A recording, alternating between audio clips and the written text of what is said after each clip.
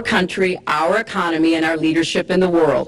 And I think it's important to look at what we need to do to get the economy going again. That's why I said new jobs with rising incomes, investments, not in more tax cuts that would add $5 trillion to the debt. But you have no plan. Oh, I do. Secretary, in fact, you have no plan. A book about it. It's called Stronger Together. You can pick it up tomorrow. That's about all you folks. At the bookstore or at an airport near you. We're going to move to. But it's because I see this. We need to have strong growth, fair growth, sustained growth. My tax cut is the biggest since Ronald Reagan. I'm very proud of it. It will create tremendous numbers of new jobs. But regulations, you are going to regulate these businesses out of existence. And when I go around, despite the tax cut, the things that business and people like the most is the fact that I'm cutting regulation. You have regulations on top of regulations, and new companies cannot form, and old companies are going out of business, and you want to increase the regulations and make them even worse. I'm going to cut regulations, but I'm going to cut taxes big league, and you're going to raise taxes big league. End of story.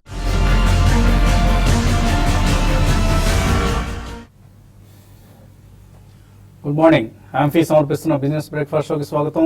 The biggest of the debates, US presidential debate, మొట్టమొదటి 2016 ఎన్నికలకు సంబంధించి మొట్టమొదటి US presidential debate live కొనసాగుతోంది. In fact 6:30 మన కాలమానం ప్రకారం ఉదయం 6:30కి ఈ డిబేట్ ప్రారంభమైంది.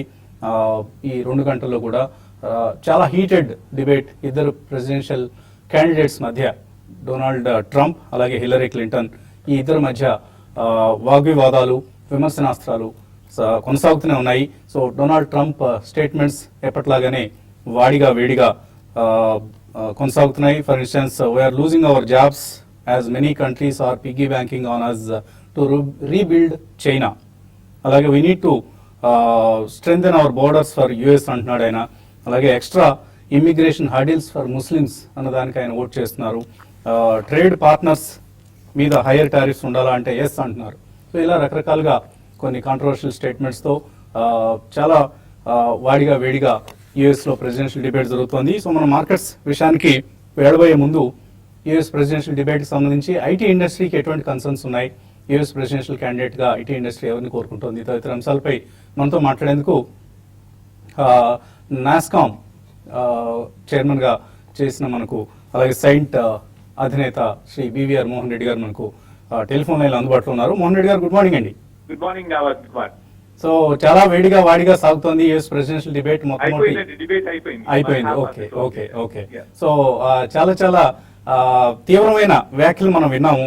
ఇన్ఫాక్ట్ ఆయన అంటున్నారు చైనా, మెక్సికో లాంటి దేశాలకు IT jobs, of course India పేరు ఆయన ప్రస్తావించలేదు, బట్ చైనా, మెక్సికో గురించి ఆయన ప్రస్తావించారు.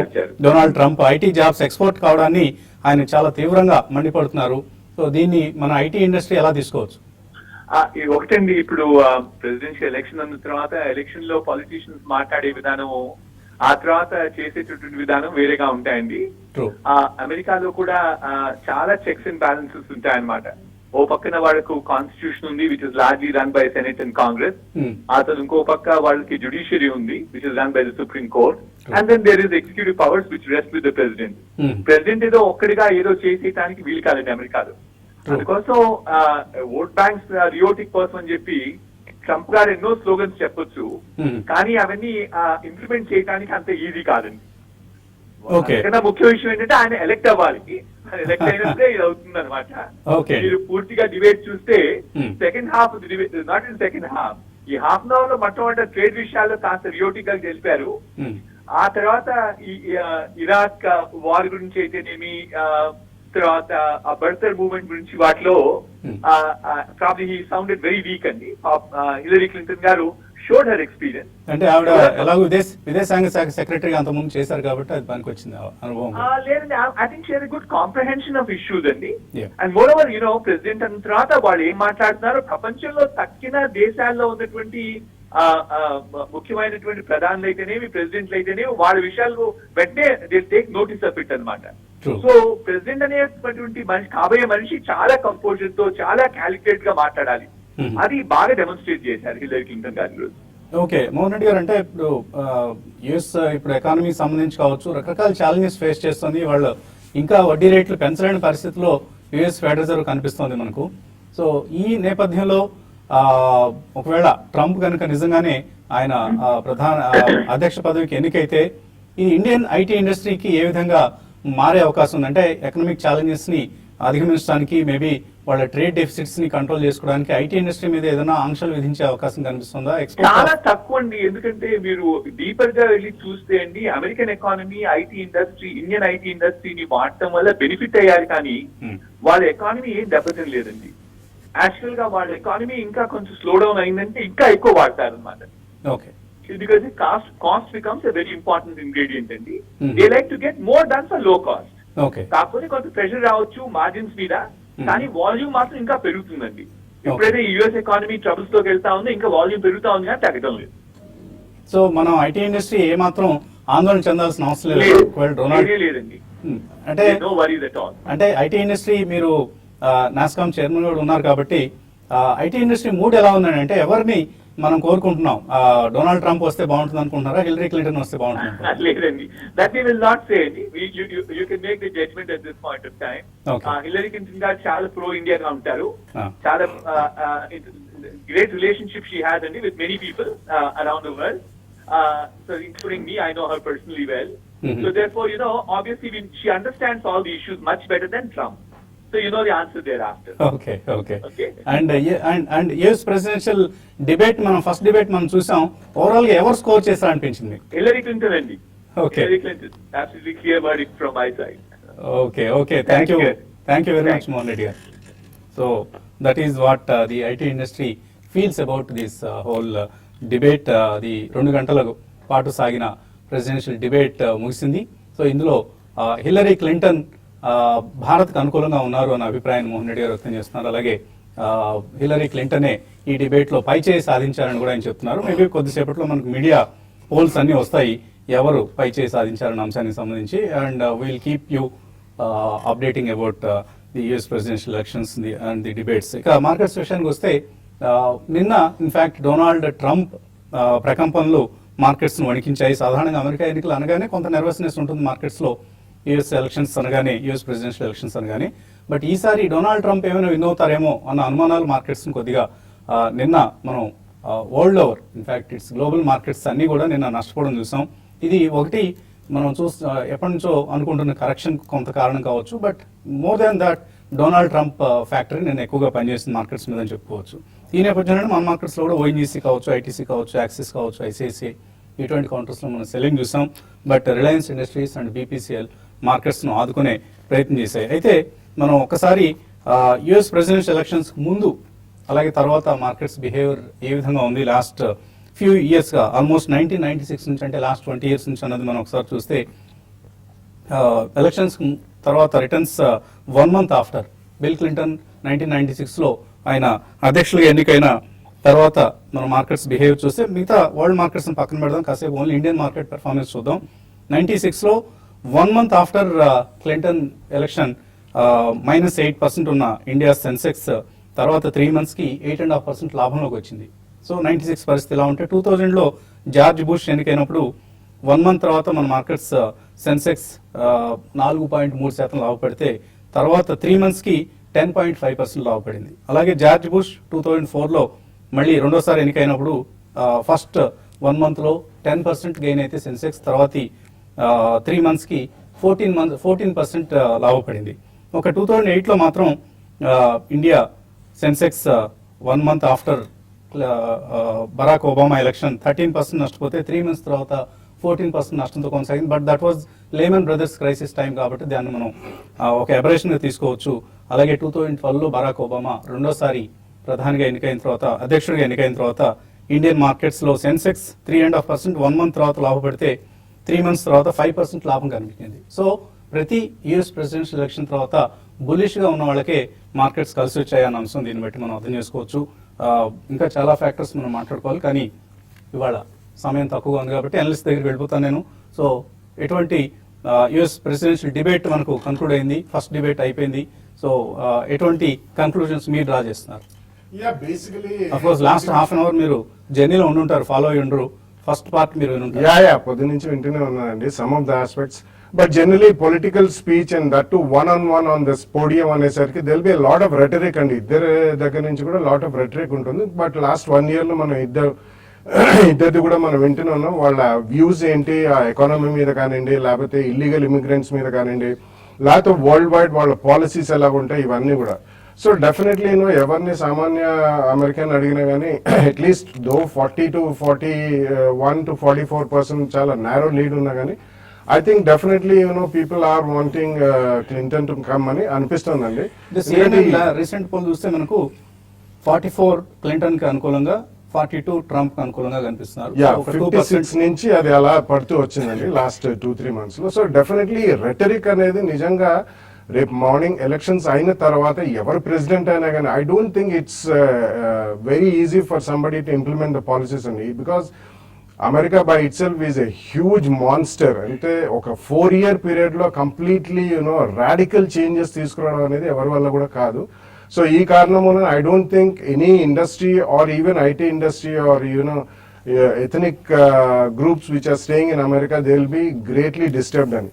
ఈ కారణం వలన they will be some minor changes in terms of how America does business and how America funds people across the world. Not only for their defence help అండి, ఇతరత్ర వేరే ఫండింగ్ కి మాత్రం definitely this time there is going to be a lot of debate about that and lot of curbs అనే అనిపిస్తుంది either of them who wins అనేది. ఎందుకంటే they have been spending a lot world wide.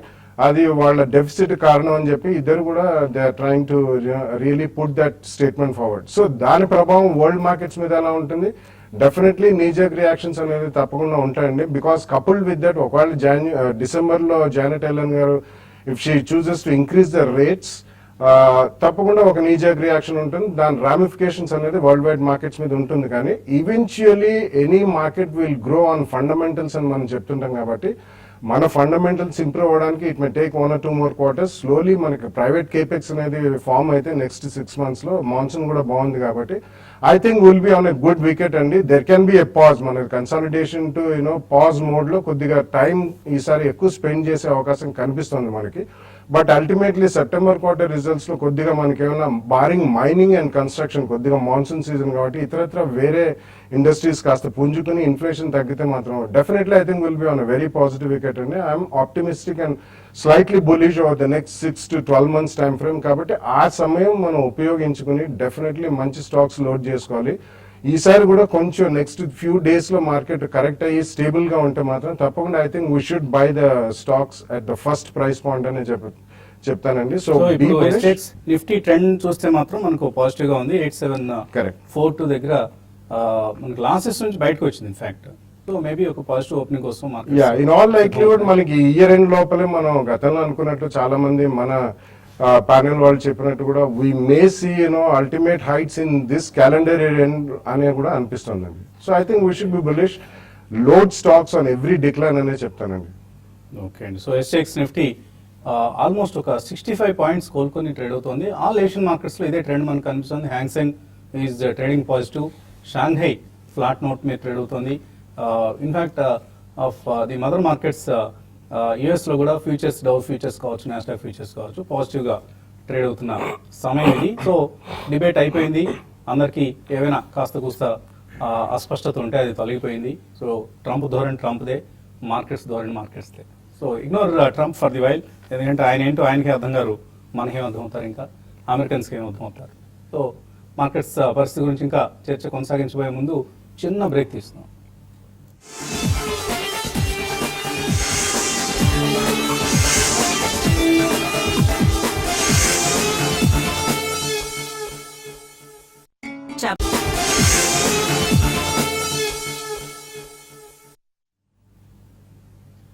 Amphi సమర్పిస్తున్న business breakfast షోకి తిరిగి స్వాగతం. Nifty నిన్న 108 పాయింట్లు నష్టపోయింది. అలాగే సెన్సెక్స్ కూడా సుమారుగా 370 పాయింట్లు నష్టపోయిన సంగతి మనకు తెలిసిందే. సో ఈ ఉదయం మాత్రం ఎస్ఎక్స్ నిఫ్టీ 8745, సో ఒక slightly positive opening. In fact days off నుంచి 65 పాయింట్స్ కోలుకుంది SGX Nifty.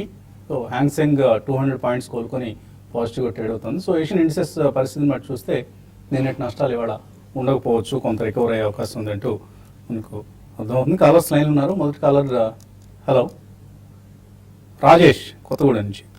Good morning sir. Vasant గారు మార్నింగ్ అండి. ఈ ప్రస్తుత రేట్లో ఐడియా ఉన్న బిహెచ్ఎల్ కొనొచ్చు సార్ 6 months కి. ఐడియా ఇంకొకటి ఏది బిహెచ్ఎల్ సార్ బిహెచ్ఈఎల్ 6 months కి సార్. 6 months కోసం మాత్రమే ఈ రెండు కొనుక్కోవచ్చా? చూడండి, ఐడియా అయితే వద్దని చెప్తానండి. ఐడియా కంప్లీట్ గా మనకి టెలికామ్ స్టాక్స్ ని అవాయిడ్ చేయమని చెప్తున్నాం. ప్లస్ మీరు ఇంకోటి ఇది 180 రూపీస్ నుంచి 80 రూపాయలకు వచ్చింది కదా అనే ఉద్దేశంతో కొనకండి. ఇంకా ఇది పడే అవకాశం లేకపోయినా కూడా పెరిగే అవకాశం అయితే పెద్దగా లేదండి. మా అయితే ఒక 92 రూపీస్ దాకా రావచ్చు ఒకవేళ మార్కెట్స్ బాగుండి, ఇది కూడా కొంచెం బయింగ్ వచ్చి షార్ట్ కవరింగ్ వస్తే అంతకు మించి పెద్దగా పెరిగే అవకాశం లేదని ఇన్వెస్ట్మెంట్కి అవాయిడ్ చేయమని చెప్తాను. అయితే బిహెచ్ఎల్ మాత్రం కొంచెం మీరు ఒక 6 months 3 to 6 months కోసం కన్సిడర్ చేయొచ్చండి. ఎందుకంటే మన రిజల్ట్ బాగుంది, ప్లస్ ఇది రీసెంట్ గా బాగా పెరిగి 140 దగ్గర కన్సాలేషన్ లో ఉంది. అట్లీస్ట్ ఒక 10 to 15% నెక్స్ట్ 6 months లో పెరిగే అవకాశం ఉంది. నెక్స్ట్ క్వార్టర్ కూడా బాగుండే అవకాశం కూడా కనపడుతుంది. కాబట్టి బిహెచ్ఎల్ ని అది కూడా ఇన్వెస్ట్మెంట్ కాకుండా ఒక పొజిషనల్ ట్రేడింగ్ పరంగా కరెంట్ లెవెల్స్ లో బిహెచ్ఎల్ బై చేసుకోవచ్చు అండి. తర్వాత కాలర్ హైదరాబాద్ నుంచి అమర్నాథ్. హలో హలో రండి అమర్నాథ్. యాక్చువల్గా నేను టాటా కెమికల్స్ గురించి అనుకున్నాం సాగించండి. సో ఈ రోజు మీ ఫైనాన్షియల్ పేపర్స్ లో చదివాను. So Tata chemicals urea business ని డైవర్సిఫై చేసేసి సపరేట్ లిస్ట్ చేయాలనుకుంటున్నారు. సో దానివల్ల ఎఫెక్ట్ ఏముంటుంది? 1 to 2 years కోసం టోటల్ గా స్టాక్ ఎలా ఉంది? సో టాటా కెమికల్స్ లో ఒక డివిజన్ హై ఆఫ్ చేస్తారని వార్త వచ్చిందట. చాలా రోజుల క్రితమే వచ్చిందండి డెఫినెట్లీ. కానీ అంత వాల్యుయేషన్స్ అనేది రావండి. ప్యూర్ ప్లే యూరియాకి రీజనబుల్లీ మనకి రా మెటీరియల్ ఇన్పుట్ కాస్ట్లు బాగా తగ్గినా కానీ ఫర్టిలైజర్ ఈ స్టిల్ సెమీ కంట్రోల్ కమాడిటీ కాబట్టి అంతగా వాల్యుయేషన్స్ రావు. బట్ ఓవరాల్ కెమికల్ ప్యాక్ అంతా బాగుందండి. టాటా కెమికల్స్ కూడా it's been in slumber for almost about a decade. So definitely I think over 1 or 2 year period అంటున్నారు కాబట్టి మీరు డెఫినెట్లీ ఈ ప్రైస్ పాయింట్ లో కొనొచ్చండి. ఇక్కడ నుంచి ఒక 10-12% కరెక్షన్ ఉంటే it's a fairly liquid stock కాబట్టి ఉంటే మాత్రం సెకండ్ ప్రైస్ పాయింట్ లో కొనండి. బట్ ఇతరత్ర వాళ్ళు వేరే కెమికల్స్ కూడా చేస్తారు. Definitely will get some decent return over the next 1 or 2 years. తర్వాత బెంగళూరు నుంచి శివప్రసాద్ లైన్ ఉన్నారు. Hello okay, Shivaprasad call cut అయినట్లు కనిపిస్తుంది. అండ్ మనకు ఈమెయిల్ సందేహాలు కూడా అందే. నిన్న నా స్టూడియోకి వచ్చిన ఏఎస్ రెడ్డి అడుగుతున్నారు. ఐసిఐసిఐ బ్యాంక్ హోల్డ్ చేస్తున్నారు లాస్ట్ 1 yearగా. ఏదైనా ఎటువంటి సలహా ఇస్తారు ఆయనకి? అంటే ఆల్రెడీ 1 year నుంచి హోల్డ్ చేస్తున్నారు అన్నారు కాబట్టి మీ ప్రస్తుతం కూడా హోల్డ్ చేసుకోండి. నిన్న కొంచెం 3% దాకా నిన్న మార్కెట్ ని డ్రాగ్ చేస్తున్నట్టు ఐసిఐసిఐ బ్యాంక్. ఇంకా నెక్స్ట్ 5 to 6 months హోల్డ్ చేస్తే మళ్ళీ ఇది 300 క్లోజర్ ఆ లెవెల్కి రావడానికి అవకాశం ఉంది. ఇప్పుడైతే ఇమీడియట్ గా అయితే 280 దగ్గర బాగా రెసిస్టెన్స్ ఫేస్ చేయొచ్చండి. 260 దగ్గర సపోర్ట్ ఉంది. అది బ్రేక్ అయిందంటే కొంచెం వీక్ అవ్వచ్చు. బిట్వీన్ 240 and 260 మధ్యలో ఉండొచ్చు అండి కొన్ని రోజులు. బట్ ఏదైనా కూడా ఇంతకు ముందులాగా ప్యానిక్ సెల్లింగ్ అయితే ఇందులో ఉండకపోవచ్చు అండి. శ్రీని కముజు మెయిల్ పంపించారు. Kerala Ayurveda 3 to 4 months perspective ఎలా ఉంటుంది? ఫండమెంటలీ టెక్నికల్లీ ఎలా ఉంది? లాంగ్ టర్మ్ కోసం దీన్ని తీసుకోవచ్చా? సో నిన్న కూడా బాగా పెరిగింది ఈ స్టాక్. కేరళ ఆయుర్వేద అనేది నేను ఆల్మోస్ట్ 10% పెరగడం చూస్తున్నాను. కొన్ని ప్రోడక్ట్స్ లో వీళ్ళు అంటే కొంచెం ఒక ఆయుర్వేద అంటే కేరళ బేస్డ్ ప్రోడక్ట్స్ లో వీళ్ళు ఉన్నారని. పెద్ద కంపెనీ ఫండమెంటల్స్ పెద్దగా లేవు. టర్న్ ఓవర్ పరంగా చూసినా కూడా పెద్దగా లేదని, అంతా 10 crores లోపలే ఉంది.